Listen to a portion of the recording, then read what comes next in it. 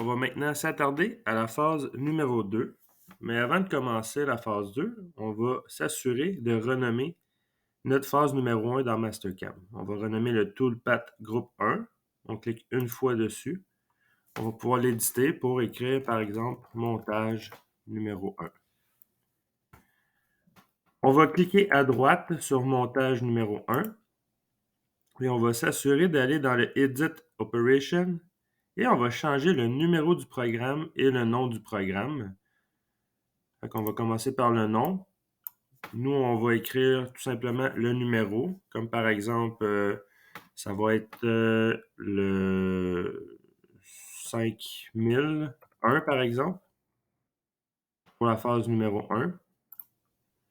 On va recliquer à droite, Edit Operation. On va changer le numéro du programme. On va écrire la même chose, 5001. On fait le crochet. Comme ça, on s'assure que chaque opération qu'on a créée a le même numéro qu'on voit juste ici. Le 5000.nc et le numéro du programme qui est 5001 pour chacune de nos opérations de la phase 1. On va maintenant créer notre phase numéro 2. Très important, vous allez cliquer à droite sur Machine Group 1 ici. Et vous allez faire Groupe New Toolpath Group. On voit que le deuxième setup est au même niveau que le premier setup. C'est ça qu'on veut. On ne veut pas que le setup 2 soit intégré dans l'arbre du montage 1. Et on va renommer notre phase numéro 2 avec montage numéro 2.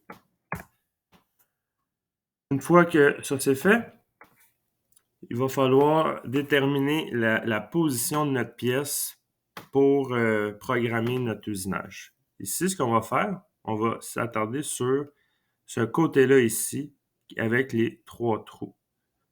On va aller dans Planes.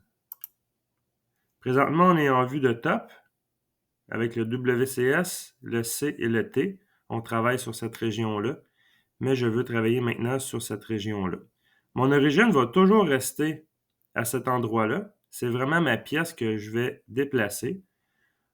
On va voir le front, on va cliquer sur front et on va faire le égal. On voit que les axes ont changé de direction. Pour voir si on est dans la bonne position, on a tout simplement à faire clic droit ici dans le blanc. On va faire isométrique et on voit que la pièce pivote de cette façon-là. Si ça vous convient, vous pouvez le laisser comme ça. Dans notre cas, à nous, dans le tutoriel, on va le laisser comme ça. Mais on voit que le Z est vraiment positif vers le haut, le Y positif vers le fond de la machine. Ça veut dire qu'on va être placé comme ça dans notre étau. Et la mâchoire fixe va être ici et la mâchoire mobile ici. On a l'axe X positif vers la droite. Ça veut dire qu'on va mettre, par exemple, une butée à gauche pour faire le travail. On va travailler en plan de front pour la phase numéro 2.